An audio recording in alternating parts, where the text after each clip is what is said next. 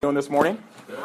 Good. I'm JaMarr Brown. Today we're going to talk about the 5 mindsets of sales success. I'm going to, kind of talk about why I believe mindset is the most important thing over behaviors in terms of us as sales professionals. I consider all of us sales professionals. But I wanted to start with a funny story. You may have noticed a limp that I have, those of you that saw me walk in. And the limp is because I actually injured myself playing basketball 3 weeks ago. And so when I go to the gym, the mind says, do not go to the basketball court. But then the other part of the mind says this.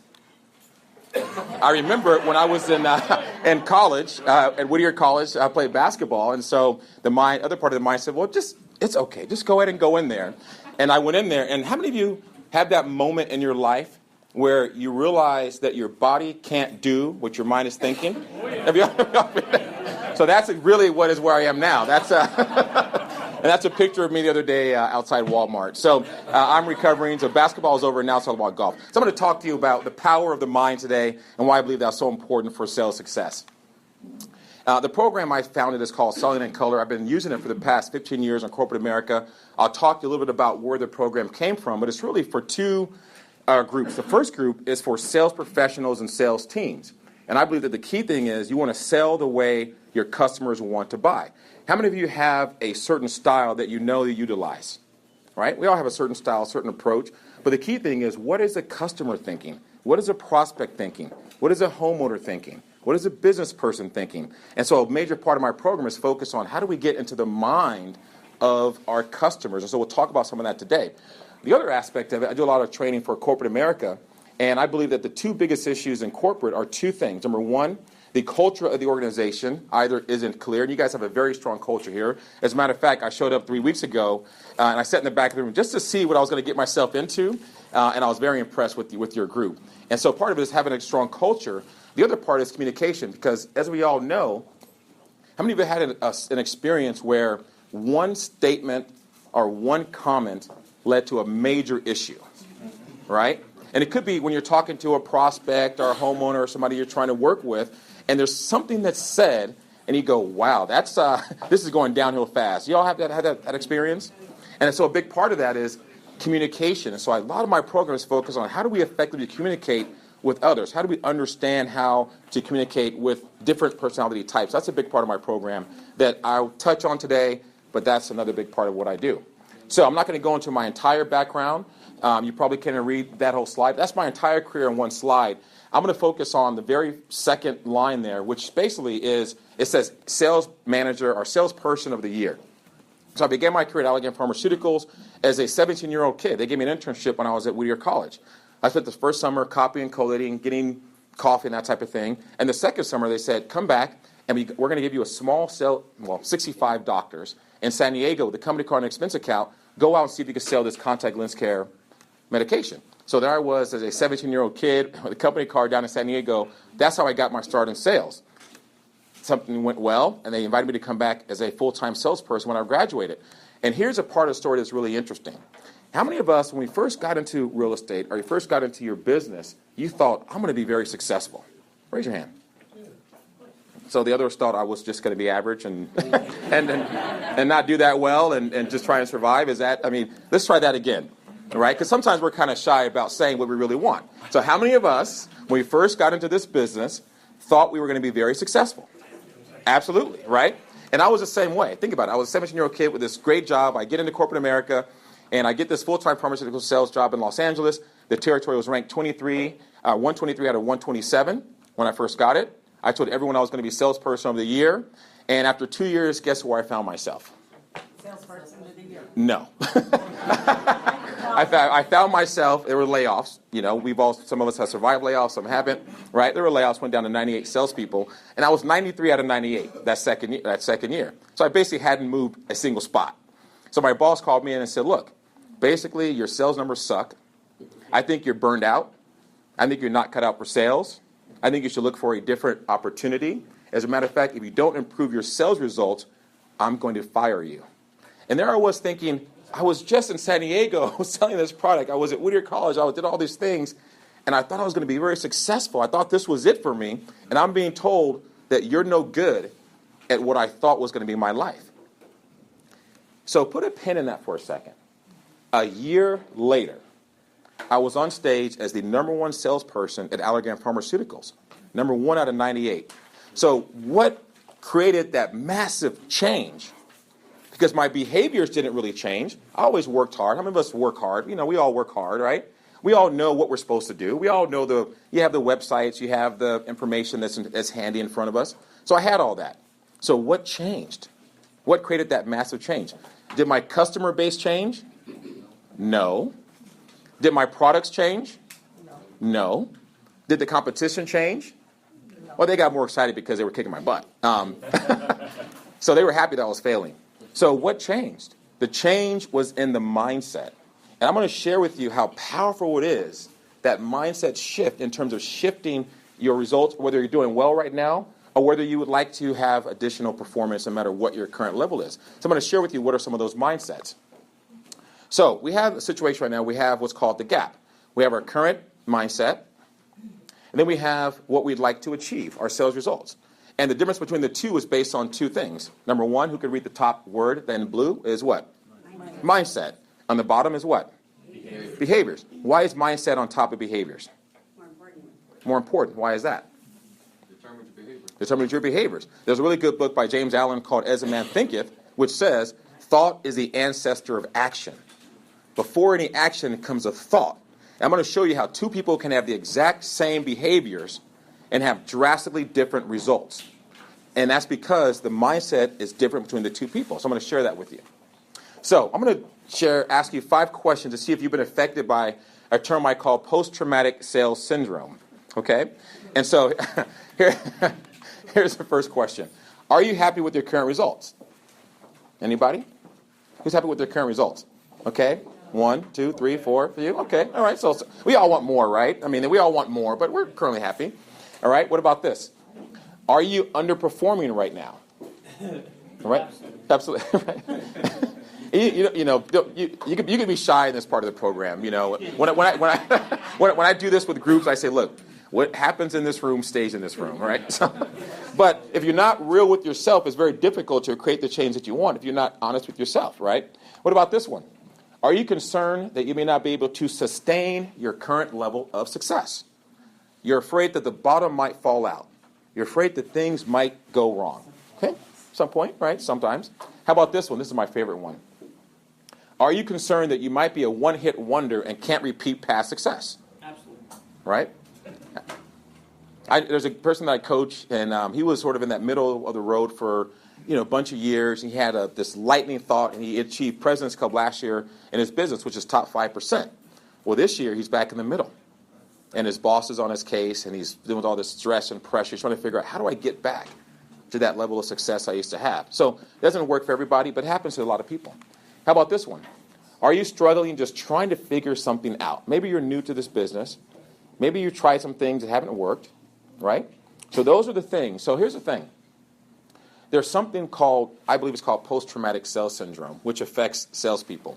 And I just literally released a CD yesterday, as a matter of fact. It's a 60-minute audio on this topic, because I believe that a lot of us are struggling with the mindset of trying to be a salesperson each and every single day.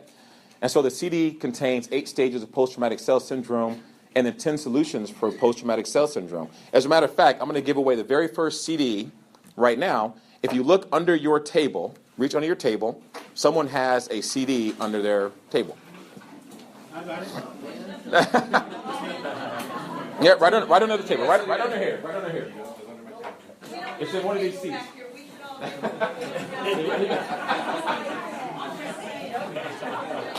we get it? There we go. All right. So feel free to take a listen and then give me a call. So the question is, what affects a person's mindset, right? So let's talk about that. Have you heard of the 80-20 rule? Yes. Right? Now, there's an aspect of the 80-20 rule you may not have thought about. And the question is, what about the other 80? That's the key question. Because as a VP of sales, national sales director, I built sales organizations. The last company I worked at, we went from 8 salespeople to 32 salespeople, built the entire organization. But the numbers hold true. And that is that 20% on average of the people produce 80% of the result. Now, you may have heard of the 80-20 rule on the opposite side, which is 80% of your business comes from 20% of your customers. Well, on the other side, when you look at it from a sales management perspective, this is true. So my question is, if 20% account for 80% of sales, and I read an article recently because I spoke at a real estate group last week, did some research, and I saw that the National Association of Realtors back in 2016 published a very similar number, which is 20% of agents account for 80% of closings.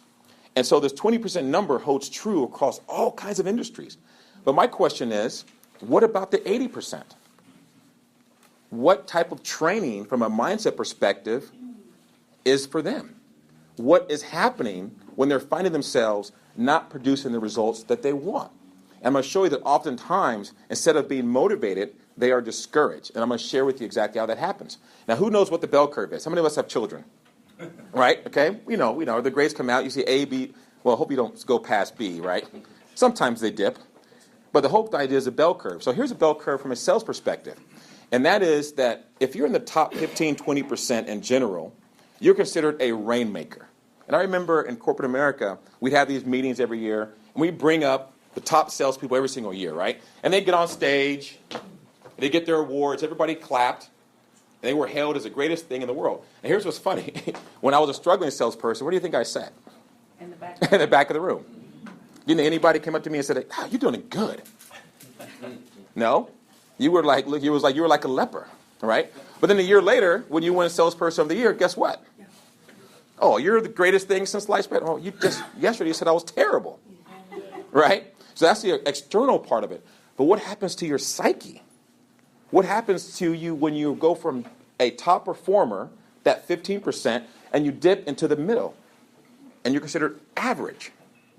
What does your mind go through? What about when you're in that bottom part? You don't need to raise your hand. I will tell you my story. I was there. That last 15% was failing and falling. And you're under constant pressure of what? Trying to pay your bills, trying to survive, trying to avoid your boss like I was. I don't want to answer the phone, right? And how do you think you perform when you're trying to get business, when you're going through those thoughts and attitudes? Right. It's very difficult. It's very difficult. So I said, if that's the reality and no one's talking about that, why don't we focus on that? And that's really a major motivation for what I do. How do we shift those that are in that average to the bottom to the top and continue to have the ones that are in the top go even further forward? So that's a major focus of what I do. So here's a question. If everyone knows the same information, right? You all know your business better than I do, but generally you're trained the same way, you have access to the same information, you have access to the same resources. If that's the case, then why are the results different? Mindset. Right? Let me show you a couple things. The difference is only 3 feet and 4 inches. And the 3 feet is the space between you and a prospect or a client when you're having that discussion. How impactful it is. How powerful that interaction is. And we're not going to spend time on that today, but I developed a whole host of things to help you understand how do you have maximum impact and increase your rate of success when you are in front of that person at 3 feet of space. The bigger challenge, though, is the 4 inches between here, right? What we are thinking when we're in that space. And I tell the joke all the time, when you call these customer service lines, they all have the same script, but why is the experience with one person different than somebody else? Their attitude, their approach, the way they think, how they approach you as a customer. So we're going to talk about that 4 inches of space. So in the program I developed, this really based on 3 things. The 5 mindsets of sales success, which is what I'm going to share with you today. Also, there's a 7-step sales process when you're in front of that customer. How do you create maximum impact? And the third one is a personality-based system. How many of you have taken Myers-Briggs and DISC and all those assessments? Yeah. Right? They're all, and I suggest you take all of them. They're all really good. There's one that I use called Selling in Color, which is really simple, which shows you how to read someone very quickly based on their body language, based on their office setup, based on their verbal style, so you can quickly get into their head and understand how to talk to them the way they want to be spoken to. But today we're going to talk about the 5 mindsets of sales success. And once again, the ancestor to every action is thought. That's by Ralph Waldo Emerson. So what are some of the mindsets we can incorporate to help us either go from where we are now to where we want to get to, or to continue to have success if you're already happy with where you're at? The first one is called a beginner's mindset. Now, there's 2 aspects of a beginner's mindset. The first is, and this is interesting, The worst group I speak to are salespeople, true salespeople. The most challenging, I shouldn't say the worst, because I enjoy speaking. The most challenging, how about that? The most challenging. Why is that the case? Because, I know we're being recorded, because they sit there, and I'm giving these things, and they're like this. What are they thinking? I know this. I know that. I'm better. I know that. That's nothing new. I've heard that all before, right? And they miss it. They miss it because their mind is closed off to learning something new. One of my mentors told me, you haven't thought of your greatest idea yet. And that drives me each and every single day. And you can listen to any speaker, you can read any book, and you can learn something that could change your life right now if you are open to listening to it. So the first part of this beginner's mindset is wipe the slate clean. Try to listen for something that you haven't heard before that could really be applied today that can drastically change your result. The other part of the beginner's mindset is what? When we have experiences with a potential prospect or customer in the past, and let's say it didn't work out, and then you find yourself with somebody different, and it's a similar type of vibe, what do? We go through our mental Rolodex, and we go, well, this is how I handled it back then. This situation seems similar, and so you apply the same approach to something that was done years ago. And let me ask you a question. Why do we exist? Why do we have a job? Why do we have this industry? Why do salespeople exist? What's the number one reason? Right? So sales, right? Money to help. Products need to be sold. Right? Relationships. Here's the number one reason. Because people change their mind. If no one ever changed their mind, I wouldn't be here, and you wouldn't be there. But things can change in an instant. And I tell you that as I went from last in the country to number one, calling on the same people who before literally kicked me out of their office. And I had to go back in, and some of them became my top customers. Now, if we have more time, I'll share with you the details of that. But it started with this beginner's mindset, going in with a new perspective, not taking old information into a new situation. Approach things with a beginner's mindset. The second one is this, the success equation. Now, this is not math. It's a letter equation. If you're taking notes, you can write this down. If not, you can just listen to me. It's PT plus PD equals CR. In the interest of time, I'll tell you what that means. Your past thoughts plus your past behaviors equal your current result. So where you are right now is based on the thoughts you had in the past, your behaviors, and your result. Now, some people, like my friend, we play golf, and he complains about the golf course. Oh, the golf course sucks. The greens. I'm like, we're all playing the same golf course. I mean, I shot 78. You shot 98. I'll take your money, but you don't blame the golf course. So sometimes we blame the golf course, right? And so now, but if we want to get to a different result, right? If we want to have a different result, what do we have to do? Change your mind. Right, and it's so simple. I love it. It's your CR, which stands for, our CT stands for what? Current thoughts plus your current behaviors equal what? A future result. So you look at the result that you want in the future, and you basically align your thoughts and you align your behaviors with somebody that can achieve those results. And you make the shifts right now, which will lead to something in the future. And the key thing about that is don't compare the result of things, right? Because when I was struggling, I'm 93 out of 98, and here's this person up on stage. Why am I not on stage? I looked at their results versus my result. But here's what I changed it to. What is their process versus my process? Because the only way to get to a result is through a process, your current thoughts and behaviors. And so when you shift your process and compare what is your process versus a process of somebody who's achieving what you want to achieve. And once you start to align with that, you'll start to see some shifts. The third one is your ego and success, how the ego affects us, right? And this is a big one because there's two parts of the ego. The first part of the ego is when we're doing well, when we're having massive success, what do we think? Or what can happen? Ego gets big. What? We tell ourselves we are what? We are the greatest thing in the world, the greatest thing since sliced bread. I'm infallible. I'm untouchable. I'm so wonderful.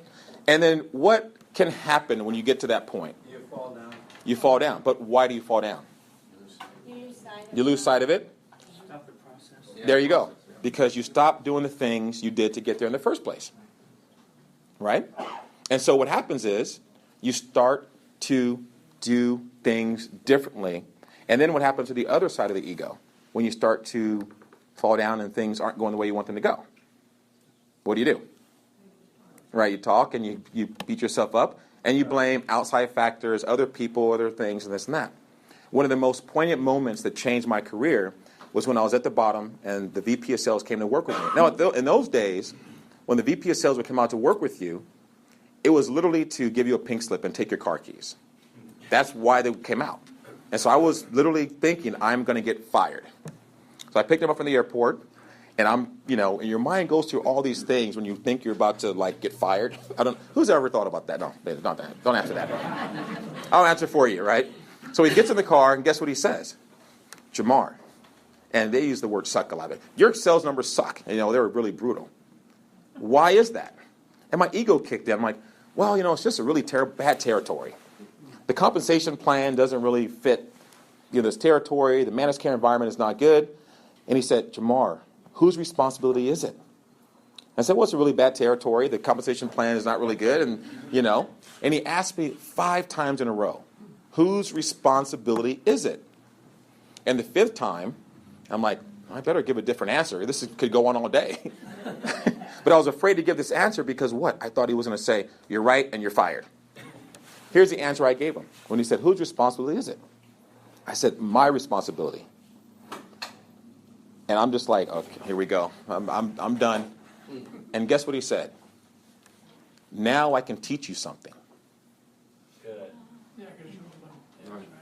And I changed my perspective. I changed my attitude. I changed my thought process. And I had this beginner's mindset. And he taught me the things I needed to do to be successful. And that really was my driving force behind helping other people who were going through similar things that I went through. That's why I write books and do programs, partly because of that moment. So the key thing is, don't let your ego get in the way of your success. The 4th one is this, the Kaizen Way philosophy. Who's heard of the term Kaizen? Nobody? Okay, Kaizen means continuous improvement. It's a Japanese term. I won't go through the history of it. But basically, I developed this philosophy around this use of the word Kaizen. And it's based on 3 things. Number 1, the relentless focus on excellence. And the excellence is defined as your purpose and as your why. Because sometimes in life, we disconnect our activities from our purpose. This is my first sales book, right, which tells a whole story of me going from last place to number 1 in the country and all the things that a person goes through behind the scenes. But what picture's on the cover of this book? Me? Well, I'm not a 5-year-old girl. Never have been, by the way. But anyways, so it's a picture of my daughter when she was 5 years old. And they go, why would you have the picture of a little girl on the cover of a sales book? Because that's my purpose. When I get up every single day, that's what I think about. Leaving a legacy for her. So everything that I do. And so when you're faced with having to get up and make the number of sales calls you need to make the number of phone calls you need to make, go back and try to turn your sales situation around and go back and try to get additional business, and things are going poor and you're struggling, what do you center on? What do you think about? What's going to help you keep going? That's your why. That's my why. And so for everybody, if you haven't really centered on your why, or you haven't really thought about it, or maybe because for whatever reason it's kind of become an afterthought, center on your why, on your purpose, and let that drive you each and every single day. When I talk to somebody, they go, wow, you seem so passionate, so committed. I'm thinking about leaving a legacy for my daughter. So nothing's going to stop me from doing what I need to do. And sometimes we disconnect from that. We wake up and it's just activity after activity after activity. We don't connect our purpose to the activity. When you do that, you'll be amazed at what can happen. The second part is what I love, which is eliminate wasteful thoughts and behaviors. How many of us can tolerate a lot more information, right? It's like information overload these days. So the key thing is, what needs to be eliminated from our behaviors that are not conducive to our success? What are the non-productive activities that we have that can be eliminated? More importantly, what are the mindsets that are not productive? And there's an exercise that I do when I have more time, where I have everybody stand up, and we go through this Simon Says exercise, and I show you how your mind really affects your activity just each and every single day. But just think in the interest of time, what are the mindsets that are not conducive to your success? What mindsets are not helping you get to where you want to get to? And you eliminate those mindsets. The third aspect is continuous improvement. Because once again, sometimes we want to compare the result of our results versus somebody else's. But the only way to get forward is to look at the process of things. And you want to have a 10% difference in what you do each and every single day, which equates to a major change in result. So that's the continuous improvement aspect. The fifth mindset is to enjoy the process and the journey. And one of the things I tell people sometimes is, sometimes we fall out of love with ourselves. Sometimes we forget how special, how gifted, how talented we are. I asked a group the other day, I said, how many of you, when was the last time somebody told you, nice job, you're special, you're gifted, you're talented? Yesterday, that's awesome. One hand went up. I'm like, why is that? But more importantly, when was the last time you told yourself that? Because there's a really good book by Sean Anker, he's a Harvard professor, called The Happiness Advantage. And the premise of the book is this. People don't feel happy and successful when they achieve success. They achieve success because they feel happy and successful right now. And sometimes we forget that. So the key thing is right now, how can you enjoy the journey? How can you reconnect with your purpose? How can you get up every single day, love who you are, love what you're doing, and let that drive you on your process towards where you want to get to? So those are the 5 mindsets of sales success.